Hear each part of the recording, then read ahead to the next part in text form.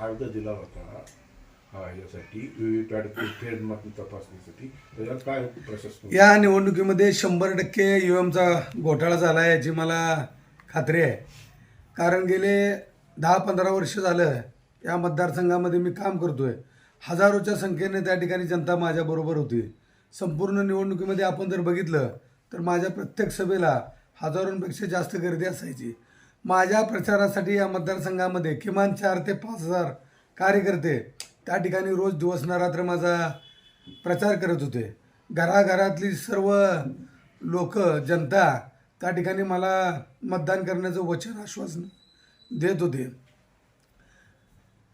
परंतु या ठिकाणी जर मतदान बघितलं, मतदानाच्या दिवशी मी ज्या ज्या मतदान केंद्रावर भेटी दिल्या त्या ठिकाणी उत्स्फूर्तपणे लोक सांगायचे की रेल्वे इंजिनलाच आम्ही मतदान करणार आहे. प्रत्येक लोक पुढे येऊन सांगायचे रेल्वे इंजिनला मतदान करणार आहे. आणि जो काल निकाल लागला त्या निकालावर 100% हा निकाल संशयास्पद आहे. कारण ज्या ज्या बूथमध्ये आमचे कार्यकर्ते आहेत, ज्या भागात मी राहतो त्या ठिकाणी देखील मतदान झालं नाही. अनेक माझे कार्यकर्ते, पदाधिकारी, शाखाध्यक्ष असतील, आमचे मनसेचे सगळे पदाधिकारी असतील, त्यांच्या बूथवर त्यांच्या स्वतःचं मतदान देखील त्या ठिकाणी दाखवलं गेलेलं नाही. त्यामुळं अनेक लोक या ठिकाणी शपथा खाऊन काल रात्रभर रडून रडून सांगत होते की आम्ही सगळ्यांनी मतदान केलं आहे. ह्याचा अर्थ 100% या ठिकाणी ईव्हीएमचा घोटाळा झाला आहे. आणि म्हणून मी काल ताबडतोब पंढरपूर मंगळवेढा विधानसभेचे निवडणूक निर्णय अधिकारी यांच्याकडे माझा तक्रारी अर्ज दिला होता. आणि त्या अर्जामध्ये मी असं नमूद केलं होतं की व्हीव्हीपॅटच्या सर्व स्लिपची मोजणी करण्यात यावी. त्यांची जी काय फी आहे ती फी देखील आम्ही भरण्यास तयार होतो.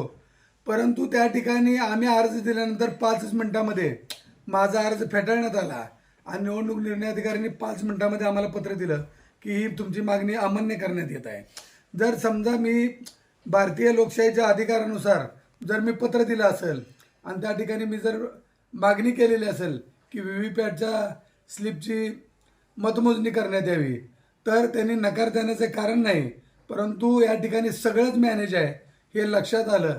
100% ईव्हीएमचा घोटाळा आहे. कारण हजारो लोकांचा त्या ठिकाणी मला आशीर्वाद होता. हजारो लोक त्या ठिकाणी रोज उघडपणे माझा प्रचार करत होती. हजारो माता भगिनी माझा प्रचार करत होत्या. माझ्या रॅली असतील, सभा असतील, माननीय राजसाहेब ठाकरे यांची सभा असेल, या राजसाहेब ठाकरेंच्या सभेला तर किमान 50,000 लोक उपस्थित होते. मग मला एवढी कमी मतं पडतात कशी? त्या ठिकाणी गेले 15 वर्षामध्ये मी प्रत्येक घरातल्या प्रत्येक माणसाचं त्या ठिकाणी काम केलं आहे. प्रत्येकाच्या अडीअडचणीला धावून गेलो आहे. कुणाचा दवाखाना असेल, कुणाचा घरातला कुठलाही विषय असेल, प्रत्येक गोष्टीला मी मदत करत गेलेलो आहे.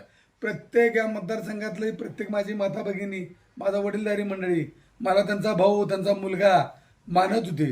प्रत्येकाने या ठिकाणी उत्स्फूर्तपणे या निवडणुकीमध्ये माझा प्रचार केला.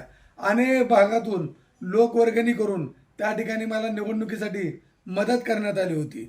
मग अशी लोक मला मतदान करणार नाहीत का? हा मला पडलेला प्रश्न आहे.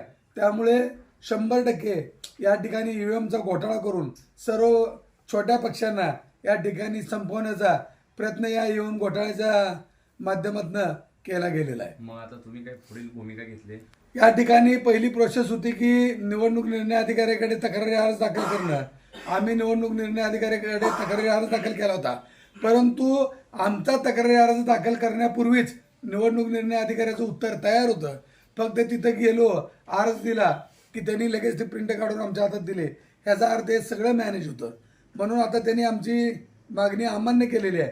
म्हणून यापुढचे आम्ही या ठिकाणी उच्च न्यायालयामध्ये याबाबत पंढरपूर मंगळवेढा मतदारसंघ या मतदारसंघामध्ये जो हा घोटाळा झालेला आहे या घोटाळ्यासंदर्भात उच्च न्यायालयामध्ये मी दाद मागणार आहे. तुमच्यासोबतचे काँग्रेसचे उमेदवार त्यांनी आक्षेप घेतलाय, तेही आता पत्रकार परिषद घेऊन आक्षेप नोंदवणार, काय सांगा? नाही, निश्चितपणे हा घोटाळा आहे 100%.